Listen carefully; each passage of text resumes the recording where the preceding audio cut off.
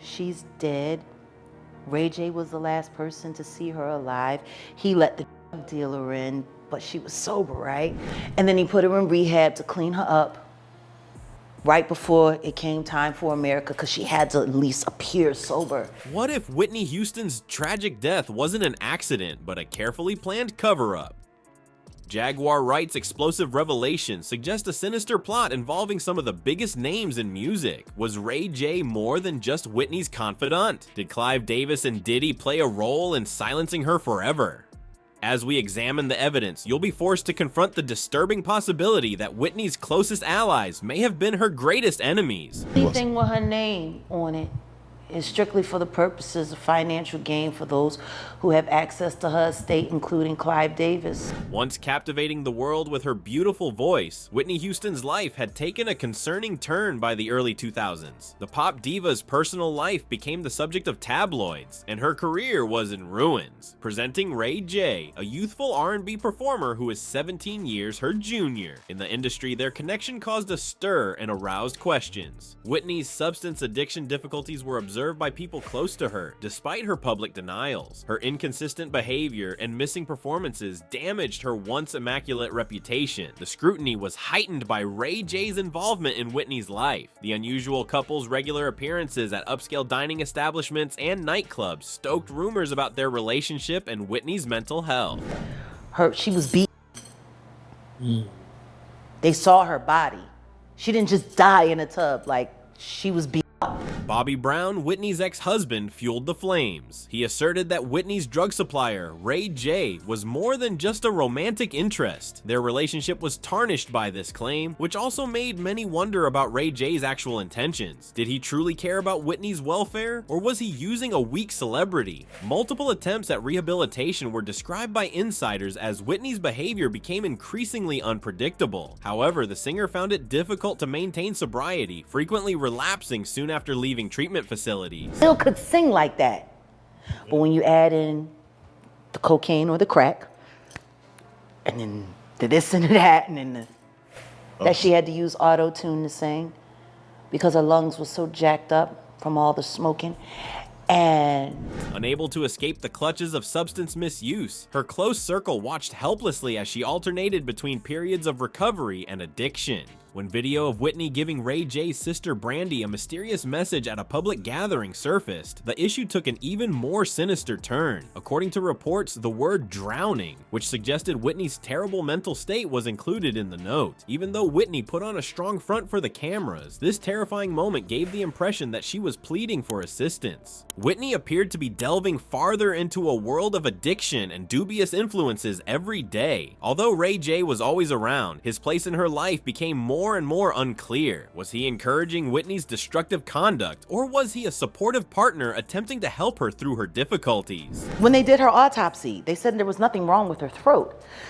Her lungs were so damaged that she couldn't fuel the notes. Few people were aware of the puppet masters operating behind the scenes, while the world observed Whitney's public decline. What if Whitney's tragedy was a strategic play in a high-stakes game of chess in the music industry rather than just a result of personal demons? Yeah, I see that. It's definitely it'll make you cry if you really love music and if you really love Whitney Houston, and then after a couple of joints, you will find it hilarious. Clive Davis, the music tycoon who had influenced Whitney's image from the start, was the driving force behind her dazzling career. Whitney was the pinnacle of Davis's remarkable talent for creating pop sensations. However, it has been said that their relationship deteriorated when Whitney's fame started to decline. Ever the businessman, Davis seems more interested in Whitney's chances of making a return than in her welfare. He was the one trying to bring her back, though, at the time of prior to her death, right? Fuck him.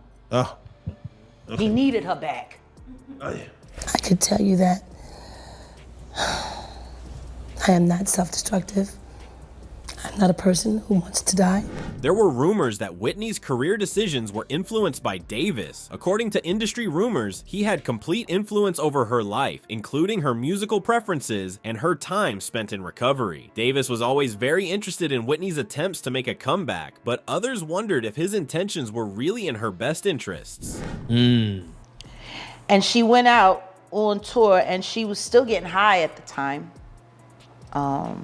Here comes Sean Diddy Combs, a rising star in the music industry with extensive connections. When discussing Whitney's inner group, Diddy's name started to come up, along with rumors of a close bond between him and Clive Davis. Rumors of the two moguls trading compromising favors were rife in the industry, suggesting a darker side to their economic transactions. Whitney's young friend Ray J added yet another level of complexity to this intricate network. Ray J raised questions over the nature of their relationship when he called Diddy his role model in interviews. Did Ray J have a deeper relationship with Diddy than just admiring his success? With few answers in sight, the questions continued to mount. A troubling image surfaced as the puzzle's parts started to fit together. A fellow musician named Jaguar Wright made a shocking revelation that rocked the industry. Wright claimed that Diddy and Clive Davis had planned Whitney's demise and had used Ray J as an unintentional pawn in their plot. This accusation presented a terrifying picture of power and manipulation at the top of the music industry. The ramifications of Wright's assertion were profound. If accurate, it indicated that Whitney's difficulties were the product of a deliberate strategy by the people she trusted the most, rather than merely her own personal problems. She's dead. Ray J was the last person to see her alive.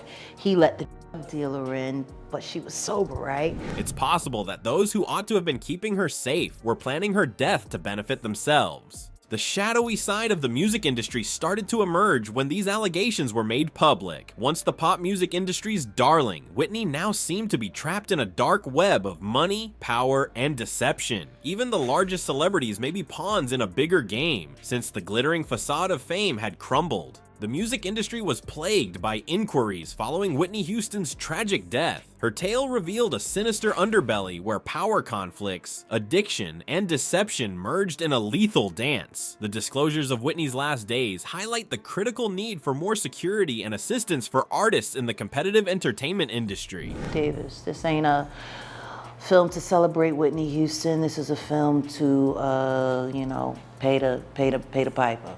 And then he put her in rehab to clean her up right before it came time for America, because she had to at least appear sober. As more information became available, both industry insiders and viewers were forced to face the unsettling reality that Hollywood's glitz and glamour frequently concealed a world of abuse and exploitation. Whitney's battles with addiction and the alleged manipulation by influential people like Diddy and Clive Davis created a bleak image of a business that put money before people.